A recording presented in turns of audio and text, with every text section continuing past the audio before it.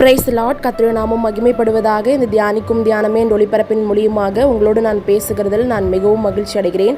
இன்றைக்கு உண்டான தியானமான வசனம் ரோமர் 6 அதிகாரம் 10 வசனம் 11 வசனம். அவர் மரித்தது பாவத்துக்கென்று ஒரு தரம் மரித்தார், அவர் பிழைத்திருக்கிறது தேவனுக்கென்று பிழைத்திருக்கிறார். அப்படியே நீங்களும் உங்களை பாவத்திற்கு மரித்தவர்களாகவும் நம்முடைய கர்த்தராகிய இயேசு கிறிஸ்துவுக்குள் தேவனுக்கென்று பிழைத்திருக்கிறவர்களாகவும் எண்ணிக்கொள்ளுங்கள். இந்த வசனம் என்ன சொல்லப்படுதுன்னா, எப்படி ஆண்டவர் நமக்காக மரித்து தேவனுக்கென்று எப்படி பிழைத்திருந்தாரோ அதுபோல நாமளும் நம்முடைய பாவத்துக்கு மரித்து இயேசு கிறிஸ்துவுக்குள்ள பிழைத்திருக்கணுமா. நம்ம செய்த இந்த வரைக்கும் இத்தனை காரியங்கள் செய்த பாவத்துக்கு நம்ம மறித்து இனி ஆண்டவருக்காக இயேசு கிறிஸ்து என்ன சொல்றாரோ, அவருடைய வார்த்தைகள் நமக்கு என்ன சொல்லப்பட்டிருக்கிறதோ அந்த வார்த்தையை நம்ம கடைபிடித்து வாழுகிறவர்களா இருக்கணும்னு சொல்லி இந்த வார்த்தை சொல்லப்படுது.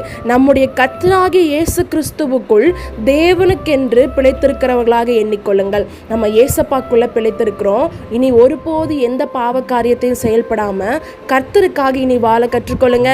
கர்த்தர் உங்களை ஆசீர்வதிப்பாராக. God bless you all.